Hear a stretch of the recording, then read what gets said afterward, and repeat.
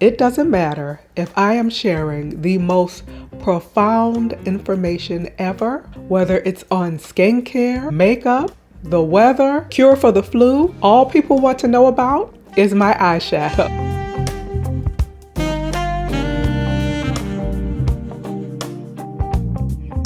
It just so happens that today I'm getting ready for an appearance. I planned this really pretty eyeshadow look, and I thought if I had some time, it was the perfect opportunity to do a full demonstration. And as a bonus, you'll also get some very nice tips on the entire makeup look. Notice I called it a demonstration and not a tutorial, because a tutorial requires two parties: the teacher and the one actually learning and practicing. If you've been wanting to do more colored eyeshadow looks, I hope that you will practice. If you are brand new here, I am Crystal. I'm your very own personal beauty pro. I actually am a professional makeup artist. I work in many facets of the beauty industry. My primary work is in what's called commercial or advertising. I also do editorial. I've done many a New York Fashion Week, and I love sharing that professional background with people who might not otherwise have access to professional information. And I love encouraging, educating, and entertaining through beauty. Whether people are makeup wearers or not, one of the most common comments I get is on eyeshadow. People are absolutely fascinated with it, and people love playing up the eyes. People want to wear color, but they're not quite sure, and they want it to look polished, elegant, and upscale. They don't want it to look clownish, which is everybody's major fear. So I'm going to be sharing a step-by-step of how I got this beautiful colored eyeshadow look. So no really nice makeup look just happens. It's all about the complete picture. Many people, they focus right in on that pretty colored eyeshadow, but the rest of the skin matters. The entire look matters. Even if you do the most immaculate eyeshadow look, if you don't prep and polish the skin and the rest of the face, it is not going to give you the desired look. Now today I have a little time to take some extra steps. The air has been extra dry, and so has my skin. I'm going to treat it to a steam bath. If you're brand new, you may not know that I actually am a licensed skincare professional, a licensed esthetician, although my primary work is makeup artistry. I mentioned that because I've had access to some really nice equipment, but it's so funny that this inexpensive facial steamer is one of my favorites, and so I'll be sure to link it. Today's skin prep is going to be this gorgeous Gucci Silk Priming Serum. They gave it the perfect name because it goes on and it feels really good and hydrating, moisturizing, but it's not slippery or greasy. And when you've thoroughly massaged it into the skin, it really does feel like a veil of silk over the skin. Today's foundation I don't see talked about as often, so I thought it would be refreshing to use the Clé de Peau Radiant Fluid Foundation.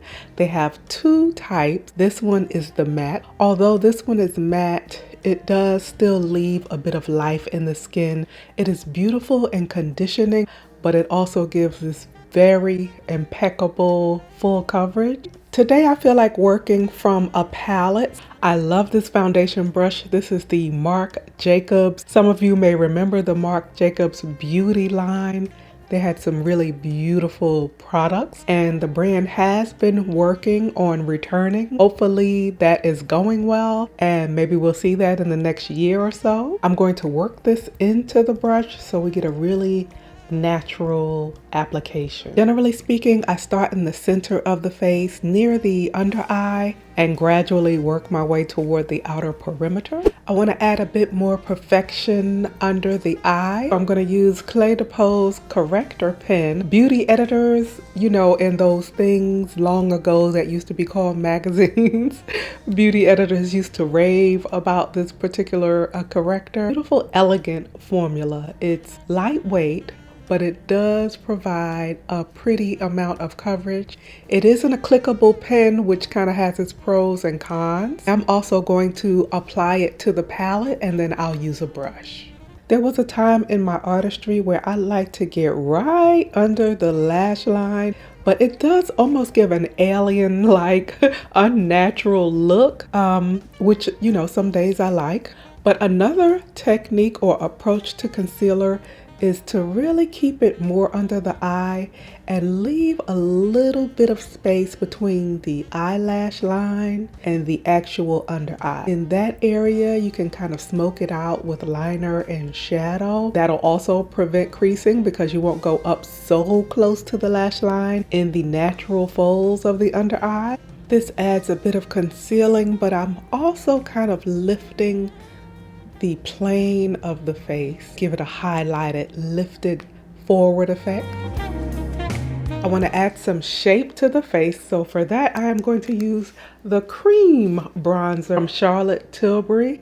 It's a beautiful formula. It's a cream, but it's a bit dry to the touch, so it settles down to this powder-like finish. This is a nice rich shade for me, so it's going to be a bit of a bronzer with some contouring effect. And I know highlighting and contour has really made its way into mainstream in, say, the last 10 years or so with social media, but what has not made it into mainstream is using those techniques properly. And I would say, to be honest, highlighting and contouring really are more advanced techniques that are probably best tried after you've mastered the basics. Because even those who are experienced at makeup, I noticed they do the lines and the stripes, but by the time they blend it out into the makeup, they've really taken away some of the intended effect. Highlighting and contouring should be with a specific purpose that should be evident when you complete your makeup, and we may go more into that in the future. But today we're going to do some nice bronzing, and it's going to serve as a contouring effect.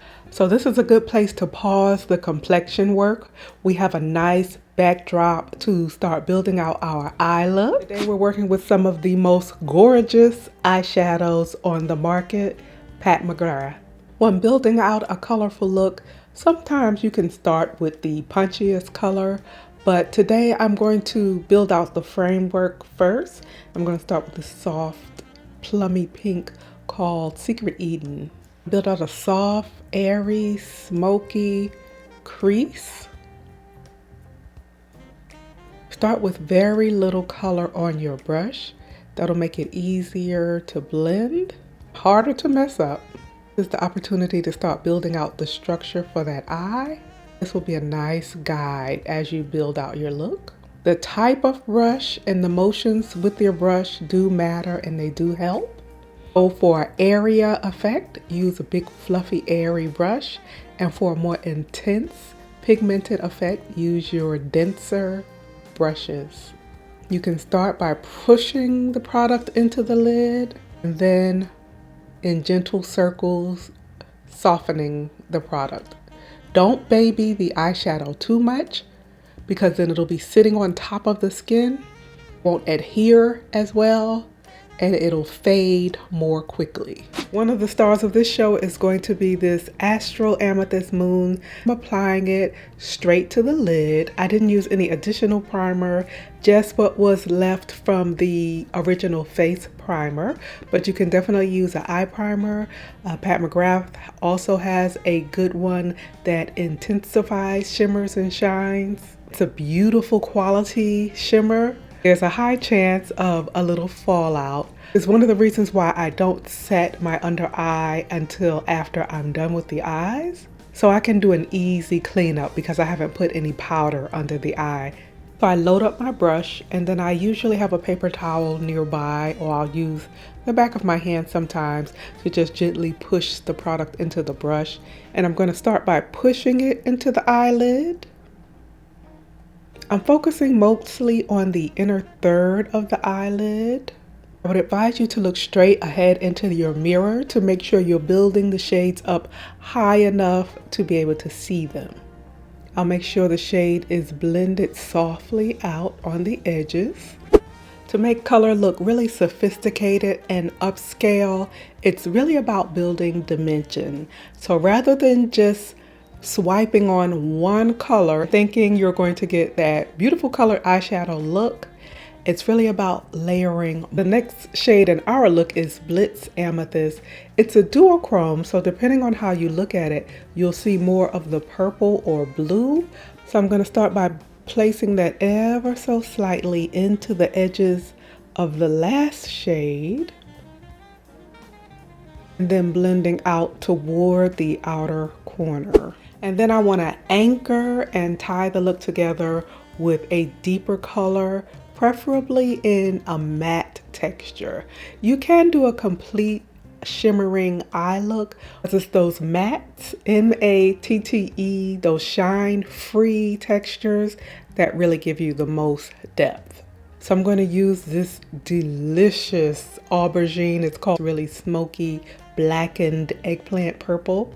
As you can see, I'm going to build that on the outer third of the eye, softly merge it with the color beside it.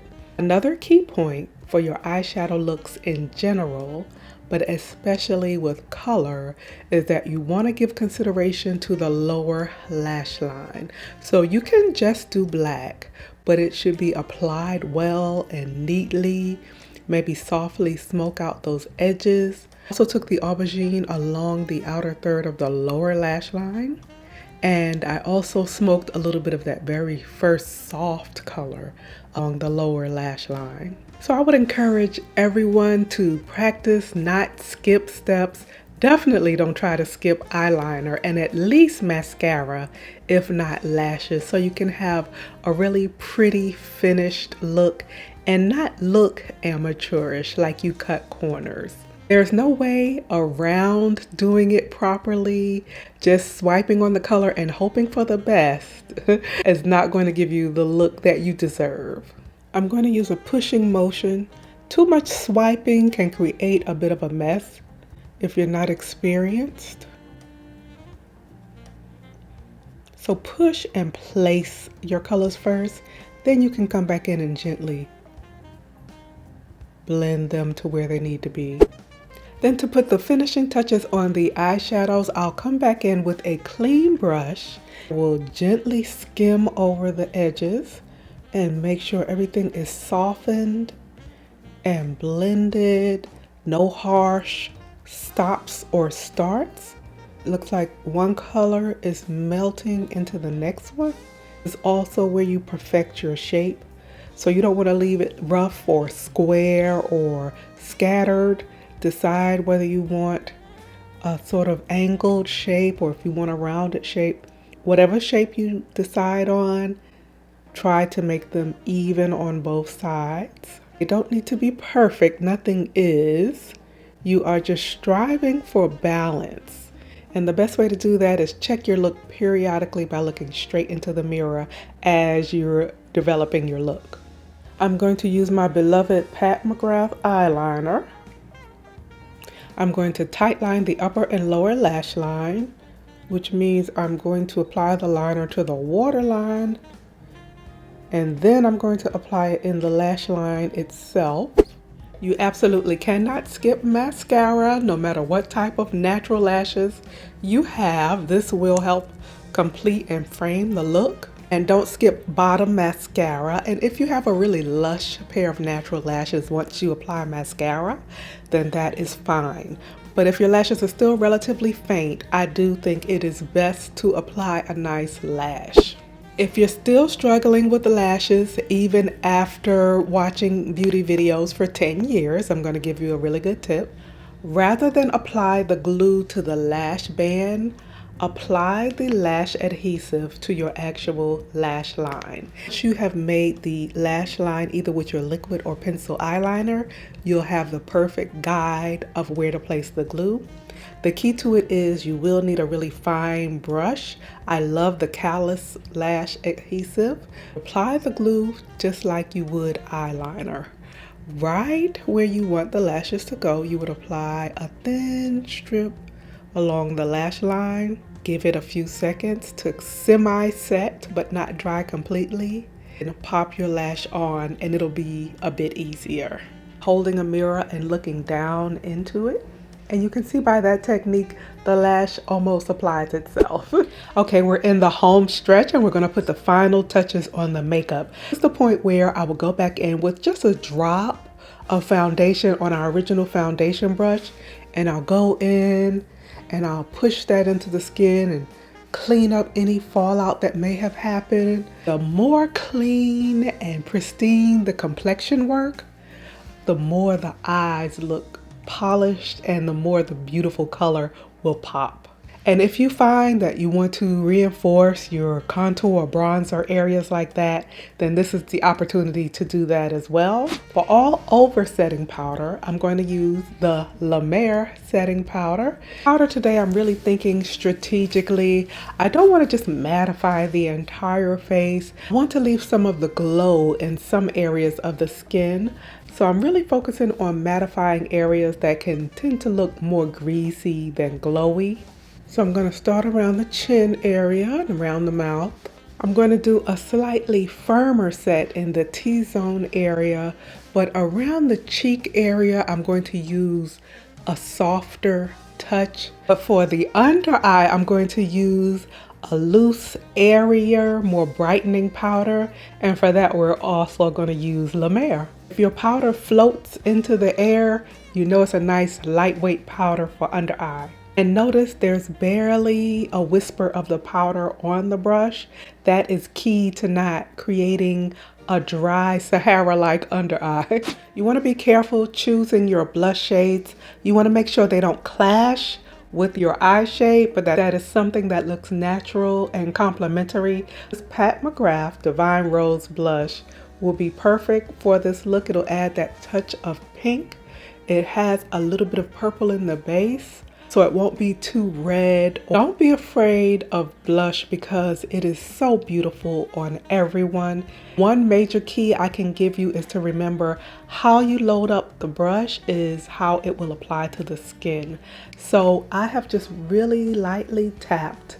Make sure the bristles are evenly covered with a whisper versus being so loaded up that you can see a lot of powder on the bristles. And that way you get a nice cloud-like application. I'm in the mood for a touch of sheen on the cheekbone, so we're going to use Charlotte Tilbury's highlighter. Lipstick is the gorgeous Pat McGrath's Peep Show. The lip pencil is Plum Lip Liner by MAC. Pat McGrath had this stunning gloss called Lavendering. It's packed with a lavender iridescent shimmer. Not sure if this one is still available, but it is perfect for this eye look. So we're going to highlight the center of the lip. What is your favorite color to use when it comes to doing a colored eyeshadow look? And if you have always wanted to try colored eyeshadow, but have been a little shy, now is your opportunity. I look forward to reading your comments, and as always, I look forward to seeing you in the very next video. But until we meet again, keep it pretty.